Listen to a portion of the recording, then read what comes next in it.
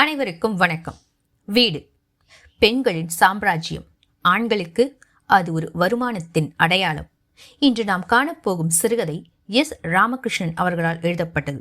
சிறுகதையின் பெயர் அவளது வீடு. இந்த கதையில் வரும் அகல்யா பல நடுத்தர வர்க்கத்து பெண்களின் பிரதிபலிப்பே ஆகும். கண்களை மூடி இந்த கதையை கேளுங்கள். கேட்பது திருமணமான நடுத்தர வயது பெண்கள் என்றால் ஏதாவது ஒரு வரி உங்களை கண்டிப்பாக கண்ணீர் சிந்த வைக்கும். கேட்பது ஆண்கள் என்றால் உங்கள் மனைவியையோ தங்கையையோ தாயையோ கண்முன் உருவகப்படுத்திக் கொள்ளுங்கள். அப்போதுதான் உங்களுக்கு பெண்களின் உலகம் எப்படியானது என்று தெரியும். வாங்க கதைக்குள்ள போகலாம். வீடு வாடகைக்கு விடப்படும் என்ற விளம்பரத்தை பேப்பரில் பார்த்ததும் அதன் தொலைபேசி எண்ணை குறித்து கொண்டாள் அகல்யா.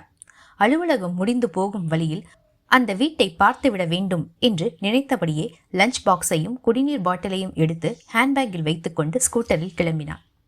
அவள் வேலை செய்யும் ஆடிட்டர் அலுவலகம் மந்தவெளியில் இருக்கிறது. மறைமலை நகரில் இருந்து கிளம்பி அலுவலகம் போவதற்கு எப்படியும் 1.5 மணி நேரத்துக்கு மேல் ஆகும். நேரத்துக்குள் போகாவிட்டால் அரை நாள் சம்பளத்தை பிடித்துக் கொள்வார்கள் என நினைத்தபடியே சாலையில் செல்லத் தொடங்கினாள். பேப்பர்களில் வெளியாகும் வாடகை வீடு பற்றிய விளம்பரங்களை அகல்யா தினமும் தவறாமல் படிப்பாள். பல நேரங்களில் விளம்பரத்தில் உள்ள வீட்டுக்கு நேரிலேயே சென்று விசாரிப்பது அவளது வழக்கம். மறைமலை நகரில் 2 படுக்கைகள் கொண்ட பிளாட் ஒன்றை லோன் போட்டு வாங்கி குடியேறி 4 வருடங்கள் கடந்துவிட்ட போதும் அவளுக்கு வீடு தேடும் ஆசை வடிந்தபாடு இல்லை. திருமணத்தை பற்றி கனவு காணத் தொடங்கிய நாட்களிலேயே வீடு பற்றிய கனவும் அவளுக்குள் உருவாக ஆரம்பித்து விட்டது. சொந்த வீடு பற்றி கனவு கொள்ளாத பெண் யார் இருக்கிறார் உலகில்? பெண்களுக்கு வீடு என்பது வெறும் வசிப்பிடம் அல்ல, ஒரு மாய தோட்டம். வீட்டுக்குள் போனதும் பெண் உருமாறி விடுகிறாள். ஆண்களால் ஒருபோதும் கண்டுபிடிக்க முடியாத வினோதமும் ரகசியமும் சுகந்தமும் வீட்டினுள் இருக்கின்றன. ஆண்கள் வீட்டை பயன்படுத்துகிறார்கள், பெண்கள் வளர்த்தெடுக்கிறார்கள். அகல்யாவின் அப்பா மின்சாரத்துறையில் பணியாற்றியவர் என்பதால் அவள் சிறு வயதில் இருந்தே கவர்மெண்ட் குவார்ட்டர்ஸில் தான் வாழ்ந்திருக்கிறாள். பழுப்படைந்து காரை உதிரும் சுவர்களும் மூட முடியாத ஜன்னல்களும் தவளைகள் நுழைந்துவிடும் குளியல் அறையும் புகைப்போக வழியற்ற சமையல் அறையும் கொண்ட அரசு குடியிருப்புகளில் வாழ்வது சகிக்கவே முடியாதது. அரசு குடியிருப்பை கட்டியவன் அது மனிதர்கள் குடியிருப்பதற்கானது என்ற நினைப்பே இல்லாமல் கட்டியிருப்பான் போலும். வீடு என்ற பெயரில் சற்று உயரமான பெரிய கல்லறையைப் போலத்தான் அவை உருவாக்கப்பட்டிருக்கின்றன. அவளுக்கு நினைவு தெரிந்த நாளில் இருந்து விசாலமான வீட்டில் குடி இருந்ததே இல்லை. லோயர் கேம்பில் குடியிருந்த போது அவர்கள் வீட்டுக்குள் அடியில் பாம்பு நுழைந்துவிடும். அம்மா பயந்து அலறுவாள். மழை பெய்யத் தொடங்கினால் வீட்டுக்குள் தண்ணீர் சொட்டும். உறங்கும் குழந்தைகளின் முகத்தில் தண்ணீர் சொட்டாமல் இருக்க அவர்களை தள்ளி படுக்க வைத்துவிட்டு அலுமினிய சட்டியை கொண்டு வந்து வைப்பாள் அம்மா. அலுமினிய சட்டியினுள் மழை பெய்யும் சத்தத்தை கேட்டபடியே அகல்யா பல நாட்கள் படுத்து கிடந்திருக்கிறாள். சட்டியின் விளிம்பில் பட்டு தெரிக்கும் மலைத்துளி அவள் கையில் பட்டு சிலிர்ப்பை உண்டாக்கும். அதுபோன்ற நாட்களில் ஒழுகாத அறை கொண்ட பெரிய வீட்டையும் கதகதப்பான படுக்கையும் பற்றி கனவு காணத் தொடங்குவாள். வீடு பற்றிய கனவு அவள் கூடவே வளர்ந்து கொண்டிருந்தது. ஒழுகும் வீட்டை பற்றி அம்மா எவ்வளவு சலித்து கொண்டாலும் அப்பா அதை கேட்டுக்கொண்டதே இல்லை. அப்பா தன் வாழ்நாளில் சொந்தமாக ஒரு வீட்டை கட்டிக்கொள்ளவே இல்லை. மதுரையில் வீடு வாங்குவதை பற்றி அம்மா எத்தனையோ முறை சொல்லிய போதெல்லாம் முதுமையில் பூர்வீக கிராமத்தில் உள்ள வீட்டில் போய் தங்கிவிடுவோம் என்று சொல்லி அப்பா அடக்கி வைத்து விடுவார். அதன் அவசியமே இல்லாமல் 53 வயதில் அப்பா இறந்து விட்டார். அம்மா பாடுதான் திண்டாட்டம். அவளுக்கு இப்போது வயது 65. மகள் வீட்டில் வந்து தங்கியிருக்க மாட்டேன் என ஒவ்வொரு மகன் வீடாக அலைந்து அவமானப்பட்டு கொண்டிருக்கிறாள். வீடற்றவர்களுக்கு நிம்மதியான உறக்கம் கிடையாது என்பார்கள். அம்மா இதுவரை ஆழ்ந்து உறங்கியவளே இல்லை. இருட்டில் ஓர் இலை உதிரும் சத்தம் கேட்டால் கூட சட்டென்று எழுந்து விடுவாள். அந்த பழக்கம் அகல்யாவுக்கு இப்போது வந்துவிட்டது. யோசித்து பார்த்தால் ஹாஸ்டலில் படிக்கும் நாட்களில் மட்டுமே அகல்யா ஆழ்ந்து உறங்கியிருக்கிறாள். அதுவும் அவளது ஹாஸ்டல் மலையின் அடிவாரத்தில் இருந்தது. ஆகவே காலையில் சில்லென்று காற்றடிக்கும் படுக்கை அறையை விட்டு அவளால் எழுந்திருக்கவே முடியாது. அப்போதெல்லாம் இது போன்ற மலையடிவாரத்தில் தான் வீடு கட்டி கொள்ள வேண்டும் என்று நினைத்துக் கொள்வாள். அப்படி நினைக்கத் தொடங்கியதும் அந்த வீடு எப்படி இருக்க வேண்டும், அதன் சுவர்களின் நிறம் என்ன, எந்த மாதிரியான சோபா வாங்கி போட வேண்டும் என்றெல்லாம் யோசிப்பாள். மேலும் சமையலறையை ஹால் சைஸில் விசாலமாக கட்ட வேண்டும். அடுப்பின் முன்னால் சுழல் நாற்காலி ஒன்றை போட வேண்டும். அப்போதுதான் எந்த பக்கம் வேண்டுமானாலும் திரும்ப வசதியாக இருக்கும். அந்த அறையில் பெரிய ஜன்னல் கட்டாயமாக இருக்க வேண்டும். பாட்டு கேட்பதற்கு வசதியாக ரேடியோ ஒன்று வைத்துக் கொள்ள வேண்டும். வீட்டுக்கு பின்னாடியே காய்கறி கீரை தோட்டம் போட்டுக்கொள்ள வேண்டும். இப்படி அவள் தனது கனவு வீட்டை கொஞ்சம் கொஞ்சமாக கட்டியபடியே ஹாஸ்டல் அறையில் படுத்து கிடப்பாள். சில சமயம் இது என்ன பைத்தியக்காரத்தனம் என அவளுக்கே தோன்றும். ஆனால் அப்படியான ஒரு வீட்டை தன் வாழ்நாளில் நிச்சயம் உருவாக்க முடியும் என்று அவள் ஆழமாக நம்பினாள். அவளது கனவு இன்று வரை நிறைவேறவே இல்லை. இப்போது அவள் வீடு வாங்கிவிட்டாள். ஆனால் அது 620 சதுர அடி கொண்ட சிறிய பிளாட். அவ்வளவுதான் அவளால் பணம் புரட்ட முடிந்தது. அதையாவது வாங்கிவிட்டோமே என சமாதானம் ஆனபோது கனவில் உருவாக்கிய வீடு அவளை ஆறாத ரணம் போல வதைத்தது. அகல்யாவுக்கு திருமணமாகி 21 வருடங்கள் கடந்துவிட்டன. அவளது மூத்த பையன் நந்து இன்ஜினியரிங் படித்துக் கொண்டிருக்கிறான். இளையவள் சுபத்ரா இப்போது 9ஆம் வகுப்பில், அடுத்தவன் 6ஆம் வகுப்பு. திருமணத்துக்கு முன்பாக 2 விஷயங்களில் அகல்யா உறுதியாக இருந்தாள். 1, அரசு ஊழியரை திருமணம் செய்து கொள்ளக்கூடாது. சொந்த தொழில் நடத்துபவரை தான் திருமணம் செய்து கொள்ள வேண்டும். அவரால் தான் சம்பாதித்து பெரிய வீடு கட்ட முடியும், ஒரே ஊரில் வாழ முடியும். 2வது, தான் வேலைக்கு போய் சம்பாதித்து வாழ வேண்டும். 5 ரூபாய்க்கு கூட அப்பாவின் கையை எதிர்பார்த்து நின்ற அம்மாதான் அதிலும் அவளுக்கு முன் உதாரணம். இரண்டுமே அவள் நினைத்தது போலத்தான் நடந்தேறின. அகல்யாவிற்கு ஆடிட்டர் அலுவலகம் ஒன்றில் கணக்காளராக வேலை கிடைத்தது. அவளது கணவன் அம்பத்தூரில் தவணை முறையில் வீடு பொருட்கள் விற்கும் கடை ஒன்றை நடத்தி கொண்டிருந்தார். பெண் பார்க்க அவர்கள் வந்திருந்த போது, உங்களது வீடு சென்னையில் எங்கு உள்ளது என்றுதான் அகல்யா கேட்டாள். பட்டாபிராமில் சொந்த வீட்டில் வசிப்பதாக சொன்னார்கள். அந்த ஒன்றுக்காகவே அவள் திருமணத்திற்கு ஒப்புக்கொண்டாள். திருமணமாகி வந்த போதுதான் தெரிந்தது அது அவள் ஆசைப்பட்ட வீடு அல்ல, பழைய காலத்து ஓட்டு வீடு என்பது. தலை குனிந்துதான் நுழைந்து வர வேண்டும். வீட்டில் உள்ளவர்கள் ஹாலில் தான் படுத்துக்கொள்வார்கள். பழைய மரக்கட்டில் போட்ட சிறிய படுக்கை அறை. கையை தூக்கினால் மின்விசிறி தட்டும். வீட்டுக்குள் கழிப்பறை கிடையாது. வெளியே தென்னை மரத்தை ஒட்டி டெலிஃபோன் பூத் போல ஒன்றை கட்டி வைத்திருந்தார்கள். கிணற்றில் தண்ணீர் இறைத்துதான் குளிக்க வேண்டும். சமைக்க ஆரம்பித்தால் வீடு முழுவதும் புகை நிரம்பிவிடும். திருமணமாகி வந்த 3 நாட்கள் இவற்றை நினைத்து கொண்டு அகல்யா அழுதாள். அதை யாரும் ஏன் என்று கூட கேட்டுக்கொள்ளவில்லை. வீடு சிறியது என்பதை விடவும் கூட அந்த வீட்டுக்குள் 5 ஆண்களும் 3 பெண்களும் 4 குழந்தைகளும் ஒன்றாக வாழ வேண்டும் என்பதுதான் ஆத்திரமாக இருந்தது. திருமணமான முதல் வாரத்தில் சினிமா பார்க்க போகும்போது அகல்யா தன் கணவனிடம், நாம் டவுனுக்கு வீடு பார்த்து குடிபெயரலாம் என்று சொன்னாள். அகல்யாவின் கணவன் வெறுமன தலையை மட்டும் ஆட்டினான். மறுநாள் காலையில் சமையல் அறையிலிருந்து அவளது மாமியார், என்னடி வந்து 10 நாள் கூட ஆகல, அதுக்குள்ள தனி வீடு பார்த்துக்கிட்டு போகலாம்னு சொன்னியாமே, ஒழுக்கமா வீட்டுக்குள்ள அடங்கியிருக்க மாட்டியா என சண்டையிட்டாள். அகல்யாவுக்கு அழுகை முட்டிக்கொண்டு வந்தது. தான் ரகசியமாக சொன்ன விஷயத்தை ஏன் இப்படி தன்னுடைய அம்மாவிடம் சொல்லி தன்னை அவமானப்படுத்துகிறாள் என கணவன் மீது ஆத்திரமாக வந்தது. அன்று முழுவதும் அவரோடு பேசவில்லை. தன் கணவன் ஒரு தலையாட்ட பொம்மை என்பதை 6 மாதத்தில் அகல்யா புரிந்து கொண்டாள். அதன் பிறகே அகல்யா வேலைக்கு போகத் தொடங்கினாள். மந்தவெளிக்கு வேலைக்கு போகத் தொடங்கிய போது அவளுக்கு கைக்குழந்தை இருந்தது. அதை காரணம் காட்டி முதன் முறையாக வீடு மாறினாள். மிக சிறிய வீடு. படுக்கையறை என தனியாக கூட கிடையாது. குறுகலான சமையல் அறை, அதன் ஒரு பக்கம் கழிப்பறை. ஒவ்வொரு நாளில் இரவும் சுழலும் மின்விசிறியை விரித்து பார்த்தபடி, ஏன் இப்படியான ஒரு வீட்டில் வசிக்கிறோம் என நினைத்து அழுவாள். அவள் கணவனோ படுத்த உடனேயே உறங்கிவிடுவான். குழந்தையை தொட்டிலில் போட ஒரு இரும்பு வளையம் கூட இல்லாத வீடு எதற்கு என ஆத்திரமாக இருக்கும். சேலையை மடித்து போட்டு அதில்தான் குழந்தையை உறங்க வைப்பாள். அப்போது வீட்டில் ஒரு நாற்காலி கூட கிடையாது. யாராவது விருந்தினர் வந்தால் பாயை போட்டுத்தான் உட்கார சொல்ல வேண்டும். அது போன்ற நேரங்களில் அவள் கூனி குறுகுவாள். விருந்தினர்கள் வெளியேறும் போது தனியே உட்கார்ந்து கொண்டு அழுவாள். அவளுக்கு யாரை குற்றம் சொல்வது என புரியாது. சுபத்ரா பிறந்தபோது அந்த வீட்டில் இருந்து அடையாருக்கு மாறினாள். அது மாடி வீடு. வீட்டின் முன்னால் பூந்தொட்டிகள் வைத்துக் கொள்ளும் அளவுக்கு கொஞ்சம் இடம் இருந்தது. அதில் 4-5 பூச்செடிகள் வாங்கி வைத்ததோடு வீட்டு ஓனர் பயன்படுத்தாமல் போட்டிருந்த மர நாற்காலியையும் சரி செய்து போட்டுக்கொண்டாள். வேலை விட்டு வந்தவுடன் அந்த நாற்காலியில் உட்கார்ந்தபடியே வீதியை பார்த்து கொண்டிருப்பாள். உயரமாக அடுக்குமாடி வீடுகள் உருவாவதையும் பெரிய பங்களாக்களை கடந்து போகும்போது அவளது மனம் அடித்துக்கொள்ளும். சில சமயம் சாலையில் நடக்கும்போது மூடப்பட்ட பெரிய இரும்பு கதவு கொண்ட வீடுகளின் முன்பு போய் நின்றபடியே அது தன்னுடைய வீடு என்று கற்பனை செய்து கொள்வாள். எப்போது இது போன்ற வீட்டில் வாழப்போகிறோம் என மனம் அடித்துக்கொள்ளும். இயலாமை, அது உன்னால் முடியாது என்ற உண்மையை சொல்லி அவளை பரிகாசம் செய்யும். விசாலமான எந்த வீட்டை கண்டாலும் அவளிடம் இருந்து ஒரு பெருமூச்சு வருவதை தடுக்கவே முடியாது. சைதாப்பேட்டை, வடபழனி, கிண்டி, நந்தனம், குரோம்பேட்டை, ராமபுரம் என அகல்யா 15 வீடுகளுக்கு மேல் மாறியிருந்தாள். மறைமலை நகரில் சொந்த வீடு வாங்கி பால் காய்ச்சிய நாளில் வீட்டை பார்த்த அம்மா, என்னடி புறா கூடு போல இருக்கு என்று கேட்டதற்கு, உன் புருஷன் அதை கூட வாங்க முடியாமல் தான் செத்து போனான் என்று ஆத்திரத்துடன் அகல்யா சண்டையிட்டாள். அத்தனை பேர் முன்னிலையில் அம்மா அழுதபோது அகல்யா அவளை சமாதானப்படுத்தவில்லை. அம்மா அழுவது மனதுக்கு சந்தோஷம் தருவதாக உணர்ந்தாள். அன்று இரவு சொந்த வீட்டில் படுத்தபோது அவளுக்கு உறக்கம் வரவில்லை. இது இல்லை நாம் நினைத்த வீடு. நமக்கு வாய்த்து இருப்பது இவ்வளவுதான். இந்த வீட்டில் இருந்து கொண்டு நகருக்குள் பெரிய வீடு ஒன்றை வாங்கிவிட வேண்டும் என மனதுக்குள் சமாதானம் சொல்லிக் கொண்டாள். பிறகு அது நடக்கவே நடக்காது என உணர்ந்தவள் போல அழுதாள். ஏம்மா அலற என மகள் கேட்டபோது அவள் பதில் பேசவில்லை. மனதுக்குள் அவள் கட்டிய கற்பனை வீடு அவளை சத்தமாக கேலி செய்ய தொடங்கியது. அதை அடக்க வேண்டும் என்பதற்காகவே பேப்பரில் வரும் விளம்பரங்களை பார்த்து வாடகைக்கு வீடு தேடுவதை தனது விருப்பமாக மாற்றிக்கொள்ள ஆரம்பித்தாள்.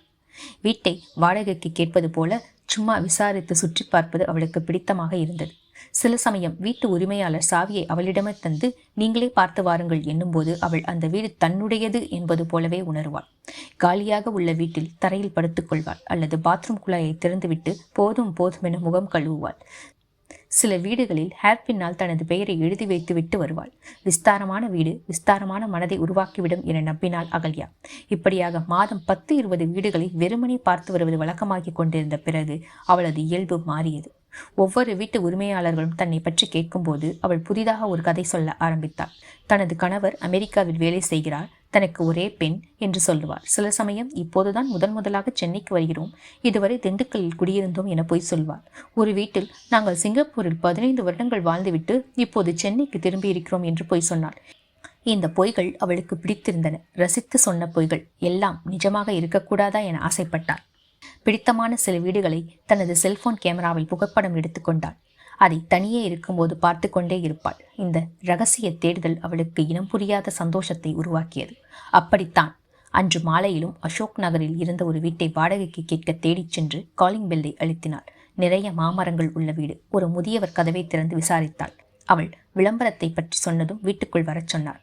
தூண்கள் கொண்ட பழைய காலத்து வீடு. உள்ளே ஓர் அறையில் ஆண்கள் சட்டை அணிந்த வயதான ஒரு பெண் படுக்கையில் சோர்வுடன் விழுந்து உட்கார்ந்திருந்தது தெரிந்ததும், அந்த பெண் யாரு என பலவீனமான குரலில் கேட்டார். வீடு பார்க்க வந்திருக்காங்க என்று குரல் கொடுத்தபடியே முதியவர் சாவியை தேடிக்கொண்டிருந்தார். படுக்கையில் இருந்த பெண் கீழே இறங்க பார்த்து தடுமாறுவதை கண்டாள் அகல்யா. கையில் சாவியோடு நின்றிருந்த முதியவர் சொன்னார், என் ஒய்ஃபுக்கு கிட்னி ப்ராப்ளம், 10 வருஷங்களா படுக்கையில் கிடக்கிறா. பிள்ளைகள் அமெரிக்கா போயிட்டாங்க, நானும் எவ்வளவு தான் இருக்கோம். அதனால தான் மாடியை வாடகைக்கு விட்டுருக்கேன், பார்த்துட்டு வாங்க என்று சாவியை அவளிடம் கொடுத்தார். அகலமான படிக்கட்டுகள். மாடி ஏறி போனதும் மாமரத்தின் கிளை வீட்டு ஜன்னலை உரசி கொண்டிருப்பது சந்தோஷமாக இருந்தது. ஒரு மாவிலையை பறித்து முகர்ந்தபடியே அவள் கதவை திறந்தாள். ஹாலில் சிறிய மர ஊஞ்சல், அகலமான ஹால், சுவரில் பதிக்கப்பட்ட ஆளுயர கண்ணாடி. யார் இங்கே வசித்தார்கள் என தெரியவில்லை, ரசனையாக கட்டியிருந்தது. குளியல் அறையை திறந்து பார்த்தால் சந்த நிறத்தில் பெரிய குளியல் தொட்டி ஒன்று இருந்தது. திரைப்படங்களில் தான் இது போன்ற குளியல் தொட்டி நுரைவழிய கதாநாயகி குளிப்பதை கண்டிருக்கிறாள். குளியல் அறையே ஒரு ஹால் போல பெரியதாக இருந்தது. சமையல் அறைக்குள் போய் பார்த்தாள். ஒரு பக்க சுவரில் கிருஷ்ணன் வெண்ணெய் பானையை உருட்டுவது போன்ற அழகிய ஓவியம் வரையப்பட்டு இருந்தது. பெரிய மர அலமாரி, உட்கார்ந்து சமைக்க வசதியான உயரமான முக்காலி, கிழக்கு பார்த்த பூஜை அறை, இளம் பச்சை நிற வண்ணம் வீடு முழுவதும் அடிக்கப்பட்டு இருந்தது.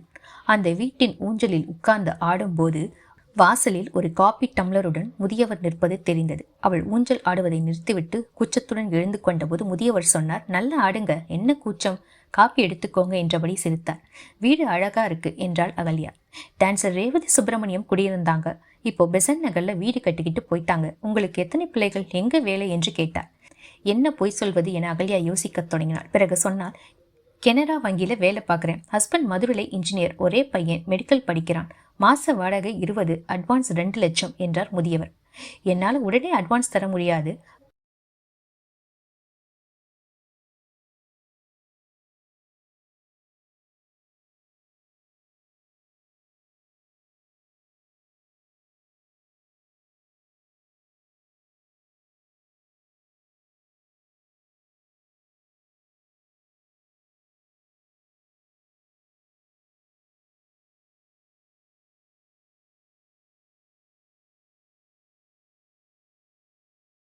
டோக்கன் அட்வான்ஸ் வேணும்னா தர்றேன் என்றார். அதுக்கு என்ன, பரவாயில்ல, உங்களை எனக்கு ரொம்ப பிடிச்சிருக்கு, வீடு பிடிச்சிருக்கா என்றார்.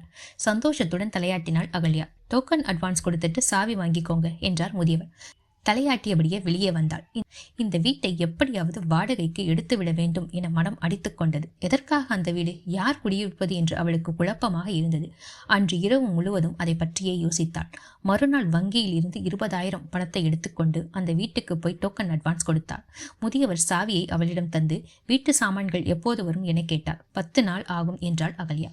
மாடிக்கு போறதுக்கு தனி கேட் இருக்கு, எங்களால உங்களுக்கு ஒரு தொல்லையும் வராது, ஏதாவது தேவைன்னா கூச்சப்படாம கேளுங்க என்றார். வீட்டு சாவியை கையில் வாங்கிய போது இது என்ன பைத்தியக்காரத்தனம் என்று தோன்றியது. சாவியோடு மாடிக்கு போன போது இது தன்னுடைய வீடு என சந்தோஷமாக இருந்தது. அவள் ஆசை தீர ஊஞ்சல் ஆடினாள். பிறகு அருகில் உள்ள கடைக்கு போய் ஒரே ஒரு பாய் மட்டும் வாங்கி வந்தாள். ஹாலில் பாயை போட்டு படுத்துக் கொண்டாள். இது தனது வீடு, தனக்கு மட்டுமேயான வீடு. இப்படி ஒரு வீடு தனக்கு இருப்பது யாருக்கும் தெரியக்கூடாது. இந்த வீட்டில் தன்னோடு யாரும் குடியிருக்கப் போவது இல்லை. இங்கே தான் மட்டும் வாழப்போகிறேன் என அவளுக்குள் சந்தோஷமாக இருந்தது. அன்று முதல் அவள் அலுவலகம் விட்டதும் நேராக இந்த வீட்டுக்கு வந்து விடுவாள். ஒரு பையில் மாற்று உடைகள் சிலவற்றை கொண்டு வந்து வைத்துக் கொள்வாள். 2 ஸ்பூன், ஒரு பிளாஸ்க், டம்ளர், பழம் வெட்டும் கத்தி ஒன்று என அவசியமான சில பொருட்களை மட்டும் கொண்டு வந்து வைத்துக் கொண்டாள். வீடு பொருட்களால் நிரப்பப்படாமல் இருப்பது சந்தோஷம் தருவதாக இருந்தது. ஆப்பிள் வாங்கி வந்து சிறிய துண்டுகளாக்கி வைத்துக்கொண்டு பாட்டு கேட்டபடி சாப்பிடுவாள். தனி ஆளாக சோழிகளை உருட்டி போட்டு தாயம் ஆடுவாள். சிறிய மண்பானை வாங்கி வைத்து அதில் தண்ணீர் குடித்தாள். பாக்கெட் ரேடியோ வாங்கி வந்து பாட்டு கேட்டாள். ஒரு நாள் குளியல் தொட்டையில் சோப்பு நுரையை நிறைத்து அதில் ஆசை தீர குளித்தாள். கண்ணாடியில் தன்னை பார்த்தபோது வயது கரைந்து போய்விட்டது போல அவளுக்கு தோன்றியது. வீட்டுக்கு தெரியாமல் தனியாக ஒரு வீடு எடுத்துக்கொண்டு ரகசியமாக வாழ்வது அவளுக்கு சந்தோஷமாக இருந்தது. அதே நேரம் எங்கே கண்டுபிடித்து விடுவார்களோ என பயமாகவும் இருந்தது. வீட்டில் யாருமே அவளது மாற்றத்தை கண்டுகொள்ளவில்லை. ஞாயிறு அன்று கூட தனக்கு ஆபீஸில் வேலை இருக்கிறது என்று சொல்லி தன் வீட்டுக்கு போய் புழங்கத் தொடங்கினாள். ஒரு நாள் அலுவலகம் விட்டு வரும்போது சந்தன மணமுடைய ஊதுபத்தி கட்டு ஒன்றை வாங்கி கொண்டு போனாள். வீட்டில் ஊதுபத்தி கொளுத்தி வைத்துவிட்டு ஊஞ்சலில் சுருண்டு படுத்துக் கொண்டாள். அந்த வாசனை வீடு முழுவதும் பரவி நிரம்பியது. எவ்வளவு அற்புதமான சுகந்தம் என நுகர்ந்தபடியே அவள் படுத்து கிடந்தாள். தனக்கு புதிதாக சிறகு முழித்திருப்பது போல அவள் சந்தோஷம் கொண்டாள். அன்றைக்கு சந்தோஷத்தில் அழ வேண்டும் போல் இருந்தது. 20 நாட்கள் அவள் தன் இஷ்டம் போல அந்த வீட்டை ஆண்டாள். சிறுமியைப் போல வீட்டில் உருண்டு படுத்து உறங்கினாள். அதிக நேரம் தனக்கான வீட்டில் கழிக்க வேண்டும் என்பதற்காகவே பொய்க்காரணங்கள் சொல்லத் தொடங்கினாள். தனக்கென அவள் உருவாக்கி கொண்ட வீட்டுக்கு ஒரு நாள் தனது மகளை மட்டும் அழைத்து கொண்டு வந்தாள் அகல்யா. யார் வீடுமா இது என புரியாமல் கேட்டாள் சுபத்ரா. ஏன் வீடு என்றாள் அகல்யா. நாம இங்க மாறப்போறோமா என கேட்டாள் சுபத்ரா. இல்லை, எனக்குன்னு ஒரு வீடு வேணும்னு தோணுச்சு, அதான் பிடிச்சிருக்கேன் என்றாள் அகல்யா. எதுக்கு என்றாள் சுபத்ரா. அது உனக்கு இப்போ புரியாது, வீடு நல்லா இருக்கா என கேட்டாள் அகல்யா. அம்மா ஏதோ தப்பு செய்கிறாள் என உணர்ந்தவளைப் போல முறைத்தபடி, உனக்கு எதுக்கு வீடு, இங்க என்ன செய்ய போற என கோபத்துடன் கேட்டாள் சுபத்ரா. ஒன்றும் பண்ண மாட்டேன், ஆனா இது என் வீடு, நான் மட்டும் இருக்கிற வீடு, அந்த நினைப்பு தர்ற சந்தோஷத்தை சொல்லி புரிய வைக்க முடியாது என்றாள் அகல்யா. நான் கிளம்புறேன் என படியிறங்கினாள் சுபத்ரா. தனது ரத்தம் என்ற போதும் அப்பாவின் குணங்கள் அவளுக்குள் இருக்கிறது என்ற நினைப்போடு, உங்க அப்பா கிட்ட சொல்லாத என்றாள் அகல்யா. சுபத்ரா பதில் சொல்லவில்லை. அன்று இரவு அகல்யாவின் கணவன் ஆங்காரமான குரலில் கேட்டான். உனக்கு என்ன பைத்தியமாடி? எவ்வளவு திமிர் இருந்தா தனியா வாடகைக்கு வீடு பிடிச்சிருப்ப? தனியா இருக்கியா இல்ல கூட எவனாவது இருக்கானா? அது ஆம்பளைங்க பழக்கம், நான் தனியா தான் இருக்கேன் என்றாள் அகல்யா. என்னடி சம்பாதிக்கிறோங்கிற திமிரா? இந்த வீட்டுல உனக்கு என்னடி குறைச்சல் என கேட்டான். எனக்குன்னு ஒரு வீடு வேணும், அதை என்னால கட்ட முடியல, இது உங்க வீடு, இதுல நான் ஒரு வேலைக்காரி சமயக்காரி, அவ்வளவுதான் என்றாள். பலார் என அவளுக்கு ஒரு அறை விழுந்தது. காதில் கேட்க கூசும் வசைகளுடன் கத்திக் கொண்டிருந்தான் அகல்யாவின் கணவன். பதிலுக்கு சண்டையிட முடியாமல் வெம்மியபடியே சொன்னால், ஒரு வீடு கூட நான் நினைச்சபடி அமைச்சிக்க முடியலையே, இப்பவே எனக்கு வயசு 44, பாதி வாழ்க்கை முடிஞ்சு போச்சு, எனக்குன்னு நான் எதையும் ஆசைப்படக்கூடாதா? அது தப்பா? எப்போ நீ புக்கு படிக்க ஆரம்பிச்சியோ அப்பவே இப்படி புத்தி கெட்டு போக தாண்டி செய்யும். உனக்கு எதுக்கு புருஷன் பிள்ளைங்க என கத்தினான். பிள்ளைகளும் சேர்ந்து கொண்டு அவளை திட்டினார்கள். முதல்ல அந்த வீட்டை காலி பண்ணிட்டு வந்தா தான் இந்த வீட்டுல இடம், இல்ல வெளியில போ என அவளது துணிகளை அள்ளி வெளியே வீசினான் கணவன். வீட்டில் அவளுக்காக யாரும் பரிந்து பேசவில்லை. அகல்யா தான் வாடகைக்கு எடுத்த வீட்டின் சாவியை தூக்கி எறிந்தாள். அன்றிரவு அவள் கணவன் வாடகை வீடு கொடுத்த முதியவரிடம் தரைக்குறைவாக பேசி சண்டையிட்டு அகல்யா கொடுத்த அட்வான்ஸ் பணத்தை திரும்ப வாங்கி கொண்டு வந்திருந்தான். அம்மாவுக்கு மனநலம் கெட்டுவிட்டது. இனி வேலைக்கு போக வேண்டாம் என்றாள் மகள். மூத்த மகன் அம்மாவை லூசு என திட்டினான். படுக்கையில் சுருண்டபடியே அகல்யா அழுதாள். எதையெதையோ நினைத்து கொண்டு அழுதாள். 10 நாட்களுக்கு பிறகு அவள் சமாதானம் அடைந்து அலுவலகம் கிளம்பிய போது அவளது ஸ்கூட்டரியை விற்றிருந்தான் கணவன். பஸ்ல போயிட்டு வந்தாதான் குடும்ப கஷ்டம்னா என்னன்னு தெரியும் என்றான். பஸ் பிடித்து போய் வரத் தொடங்கிய அகல்யா திடீரென ஒரு நாள் மாலை தான் வாடகைக்கு பிடித்த வீட்டை பார்ப்பதற்காக ஆட்டோவில் போய் இறங்கினாள். யாரோ அந்த வீட்டுக்கு குடிவந்திருந்தார்கள். குழந்தைகளின் ஆடைகள் கொடியில் உலர்ந்து கொண்டிருந்தன. வெளியே நின்றபடி அந்த வீட்டை வெறுத்து பார்த்து கொண்டிருந்தாள்.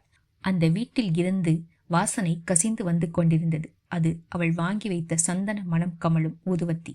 அந்த வாசனை அவளுக்குள் ஆழமான பெரும் மூச்சையும் அழுகையையும் ஏற்படுத்தியது. கர்ச்சீஃபால் கண்களை தொடுத்தபடியே தெருவில் நடக்க ஆரம்பித்தாள். சாவு வீட்டுக்கு போய்விட்டு திரும்பி வருவது போல இருந்தது அவளது நடை. என்ன ஒரு அற்புதமான கதை இல்லையா? எல்லாரும் இந்த கதையை ரொம்ப ரசிச்சிருப்பீங்க அப்படின்னு நினைக்கிறேன். இந்த கதை பார்க்குறோம் அப்படின்னா 2014 விகடனில் வெளியான ஒரு அருமையான கதை. இப்போ வரைக்கும் ரொம்பவே ஸ்பெஷலான கதைகள் எல்லா பெண்களுக்கும் அப்படின்னு சொல்லணும். இதை உங்கள் ஃப்ரெண்ட்ஸ் அண்ட் ஃபேமிலிக்கு கண்டிப்பாக ஷேர் பண்ணுங்கள். தேங்க்யூ.